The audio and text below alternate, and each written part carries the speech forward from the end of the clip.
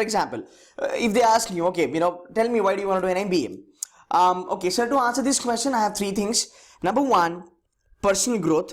Okay, you can talk about personal growth. This is one heading. Second heading can be leadership qualities. Okay, and the third heading can be from your side change. Now, see, these are all open-ended questions. I'm not telling them the story. I'm not even trying to tell them the explanation, right? These are all open-ended questions. I'm kind of, taking them with me, right? See, because whenever you kind of, tell them these kind of things, it helps them to be more attentive towards you. Because if you start a story, they will be like, oh, wow, one more story again. Okay, let it go on and on and on. So again, as I said, right, the attention period is very less. So whenever anybody starts, the attention of the panelist is at the peak, and eventually it goes down and hits the bottom. And probably if you are like really good, it might just come up, yeah, in the end. So these two things are important. So do not kind of give them the story back again, because we have already given them the story in Tell Me About Yourself. This time we're going to be a bit different, and this is what people do not do. Trust me, guys are not going to do that in the interview. So give them the 3 bullet points: personal growth, leadership, change, and then move ahead with the explanation. Then you can explain each one by one. Because of this, you have a clear pro forma as far as the answer is concerned. You are not going haywire, you are under control. And the good thing is that if anybody from the panel, right, want to ask you, what, you gave us 3 points, yeah, can you tell me what you mean by change? Okay, now he might be thinking that, oh, what you meant to say career change, but it's not that career change. It's a change in your personality, it's a change in your attitude, it's a change in your looking at the things, right? All that stuff. Yeah, okay, let me hold this here, 360-degree approach. Okay, so yeah, this is what it is. So kind of surprise them, give them a surprise, give them something that they never expected, but in a good way, to be very honest. Yeah, so this is how it is. Now once you start with this, always remember excuse me, there has to be a good synergy, okay, between whatever you said in Tell Me About Yourself. So tell me about yourself, whatever you said, right, and then what you're saying in Why MBA. These two answers should have synergy amongst each other, rather between each other. Okay, now that's what you need to be very much focused about. That's what you need to keep in your mind. So okay, my tell me something about yourself should not be way different than my MBA. Because what happens, people do prepare for this question, and then when this question comes in, right, the answers are like kind of poles apart. So it's like a south pole and a north pole. So being a parallel, I've seen this quite a time that what you said in Tell Me About Yourself has no synergy or has no connection in the answer when you tell me why do you want to do an MBA. So the first thing that you need to do is basically jot down all the points, be very careful as far as Tell Me About Yourself is concerned, and then kind of frame your answer for why MBA. Great. Now that's something you can do on your own. Okay, perfect. Now whenever you move ahead, right, with this, after these 3 points, whenever you move ahead, right, the best answer or the candid answer, yeah, which nobody can doubt, is if you're a WorkX guy, right, if you're a WorkX guy, you can just tell them, switch. Yes, definitely, I'm looking for a career switch. I mean, people do understand that, it's been a year now, you've done in engineering, you're working in the coding, right? You've done the commerce, right? You've been working, in the sales department, right?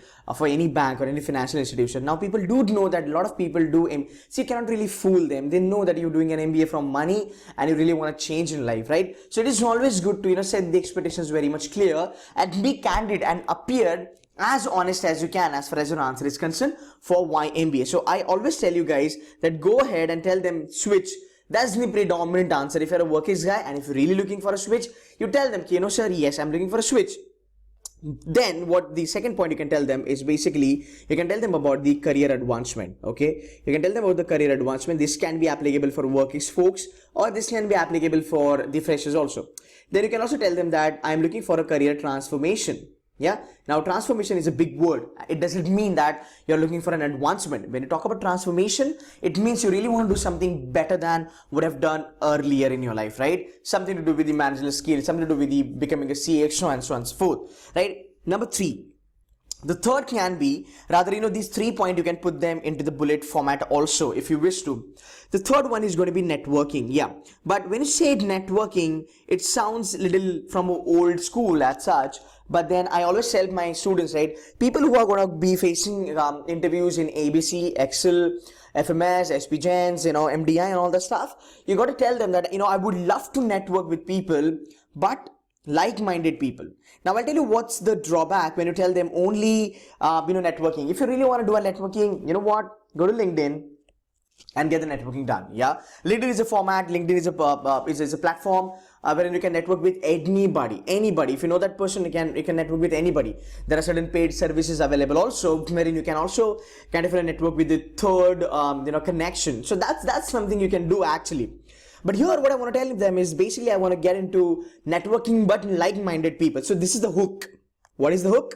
This thing here is a hook. So they might ask you, okay, all right, what do you mean by like-minded people? So people who are into ABC, right? Or people who are into these top-notch colleges, the IIMs, right? You are definitely going to be the leaders of the future in next 10 years down the line. Okay, 10 years down the line, you will be leading a domain, you'll be leading a continent, you'll be leading a country, or you may be leading a zone or something like that, right?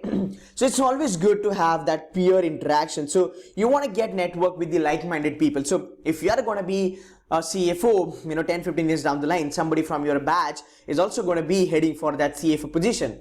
Somebody will be getting into the investment banking, right? So say if you're somebody who's an entrepreneur, right, and you have your own company, right, as an entrepreneur, as a business person, right, and you say I'm Ahmedabad folk, right, somebody with you in the same college studied with you and has done MBA finance, maybe this guy is actually heading, say, one of the domain in, say, investment banking, say somebody from Goldman Sachs, right? And if your company really want to go public, you want to go for IPO, yeah, it's a great connection, right? You know this guy out here, you can anyway approach this guy in Goldman Sachs and you guys can have a great synergy because you know each other, right? So that's what I mean to say, that when I say like-minded people, so give them this hook, they will be asking you. Somebody who's preparing for IIFT, yeah, definitely you would love to be in touch with people who know foreign trade very well, who are been working, rather who would be working eventually in the foreign trade department, who will be working with the government, who will be working with the IMF, World Bank, right? Something that sort. So whenever you tell them that I want to network, tell them that I want to network with the like-minded people, and that's where you can actually start the conversation. So people who are going for the top 15, top 20. Let's talk about the IITians, yeah? So if you're doing MBA from, say, IIT Kharagpur or IIT, Mumbai, so you can talk about, so if you want to do an operations, right, definitely you want to be with people who people who've got same kind of a skill set. You can learn from each other, you can kind of have that trade-off between the knowledge, something like that, right? So this is what I want to tell you, that, whenever say networking, put them like-minded, right? Do this thing, it will help you. That's number 3. Now let's move ahead with the number 4. Yeah. So number 4 as an option is going to be, you can talk about peer group. Okay. Now, this is damn important. Now, as far as the peer group is concerned, now, see, to be very honest, right, as far as the peer groups are concerned, the learning, the happening, the kind of, peer-to-peer interaction, it doesn't really go well whenever you go below the bottom. Rather, if you kind of, go the colleges which are not in top 25 or 30, right? In that cases, the assignments are just assignments, the projects are just projects. Most of the time it is a copy-paste kind of thing. But, when you talk about ABCs and Excel and FMSs of the world, right, what happens is the peer-to-peer learning is great. I have seen some colleges, these are another top 30 colleges. What happens? They form group, okay? So the moment the group is formed, the same group stays for 2 years. So the group goes on and on and on, right? So there are 5 folks or there are 6 students. They stay with each other for as long as like 2 years or maybe 1 year, right? But this does not happen as far as the top colleges are concerned. In ABCs, the culture says that one person can be actually interacting with, say, around about 200 people during his 2 years tenure in IIMA Ahmedabad, Bangalore or Calcutta. So that's a really great thing out here, right? So when you talk about peer group interaction, it is basically really, really important that you put it across and kind of, tell them the expect. Right. Now, they might ask you a question on the same thing, right? Okay, can you explain me something more about a peer group? So if you're a fresher, right? If you're a fresher, you can always tell them, so I'm a fresher, I don't have the industry knowledge, yeah. What I know is a bit of concepts, right? But if I look at my peer group, people who are not freshers, right? People who are not freshers, people who come with a great amount of work ex, it's an opportunity for me to interact with them while solving those case studies, while, getting those presentations done, while getting those projects done. So it's a good synergy between somebody who's a fresher and somebody who's a work person, right? That's how you guys tell them to why do you want to do an MBA. So this can be one of the answer. Question number 5, which I've said earlier, 360-degree approach, right? Now, what do you mean by 360-degree approach? This is nothing but an I think it's a synonym to something called as holistic approach. Just because I don't want you guys to tell the holistic approach, because everybody does the same stuff. So tell them the third 360-degree approach. Now, what do you mean by 360-degree approach? It means is that as a manager from a top-notch B school, right? A person from a top-notch B schools, you've been trained, your brains are trained to look at a situation from all the angle. So if you're somebody who's into marketing, say product department, you will be syncing with finance, you'll be syncing with operations, you'll be syncing with HR, you'll be syncing with strategy, you'll be syncing with pricing domain, rather all the people who are working in the different domain. And on that basis, you will be actually taking care of your product launch, positioning or repositioning of your product. Are you guys with me, right? So that's what you need to understand. That's what you need to tell them, that 360-degree approach is so bloody important these days, because what happens as a finance guy or as a marketing guy, you are always prone to take decisions on the basis of the knowledge that you have, okay, or what you think is good according to the marketing. But that's not what is expected from you as a leader or as an efficient manager, okay? Fair enough. You can put these 6 points as, I want to be more efficient. This is again, guys, very much subjective, because being efficient or not being efficient solely depends on you. But if you look at the top B schools in India, they actually make you efficient enough, because they kind of help you. Rather, you're gonna slog your ass, like this is gonna be really rigorous. So at the end of the day, you become efficient. I mean, there is no other choice. Either you are in the competition, otherwise you are out if you don't choose to be an efficient person. All right, number 7 will be here, case study approach. Now this is very important, because there is no other qualification which kind of helps you to go ahead with the case study approach. So case study approach means is that you are actually working on live scenarios, live problems of companies, okay? You are studying those case studies so that you can develop your learning curve, right? You understand the industry very well. You understand what mistakes these companies did earlier, and that's where your learning takes place, and it's a great learning, yeah? Learning via case study is an amazing learning. So you can say that, yeah, that's the reason I want to do an MBA, because there is no other qualification which can give me this kind of a platform. Neither CFA or any other qualification for that matter. Yeah, so that's the case study approach. Number 8 here, I will be putting the most important, I think, is that the decision making, decision making at the time of crisis, okay? That is what you need to tell them, okay? Decision making, because a lot of time it happens that, you being a very good manager, you being a very good leader, you know all the concepts, you know all the stuff, but when there is a crisis or when there is a disaster that takes place in the company, you kind of lose your senses. You don't know how to kind of take those decisions within, say, 5 minutes or 10 minutes. This is what you learn day in, day out when you are in top-notch B schools. So if you are somebody who are approaching ABC, Excel, KIL, IFT, SPGens and MDI, FMS, you got to tell them that this is what I want to learn, because this is what exactly you do in the top-notch B schools.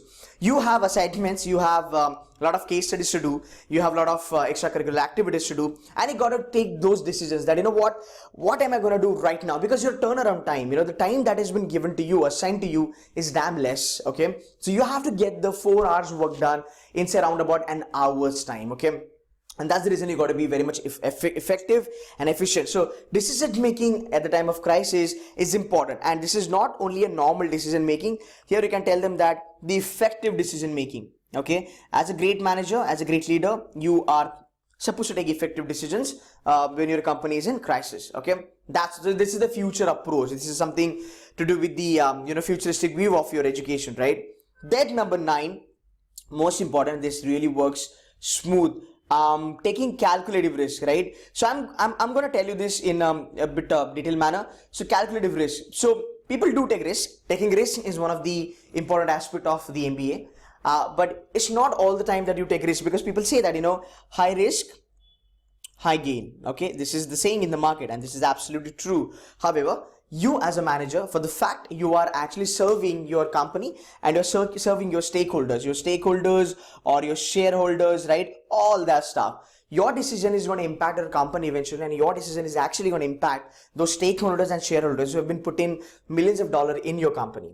Okay, so the decision that you take, right, it has to be a calculative decision, and that's what MBA will teach you, that how do you take calculative decisions, or how do you take calculative risk, in which the risk is minimal but the gains are high, right? So that's the best funda. So I want you guys to kind of learn these concepts, learn these jargons one by one, and get ready for your YMBA. Point number 10 is basically getting trained.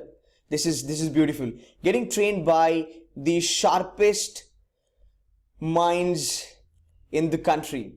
Okay, now what do you mean by sharpest minds in the country? This is nothing but basically I am talking about faculty. Now trust me, when you tell them this, right, they will be really happy, because people, when they go to the interview, right, they only talk about faculty, but they do not really make it a point that why faculties are so goddamn important for their career and future eventually, right? People do talk about faculty, that I have heard about this faculty is really great in finance, marketing, I want to get trained by that faculty. Don't do that. Don't be biased about it, right? You just tell them that, yeah, I want to get trained by the sharpest mind in the country. And trust me, every faculty in the top-notch B school, or any B school for that matter, they are absolutely good, right? So you'll be trained by all these faculties, and no other qualification can give you this kind of an exposure, right? If we talk about professional qualification, again, like it's more of it's a different ball game altogether, yeah.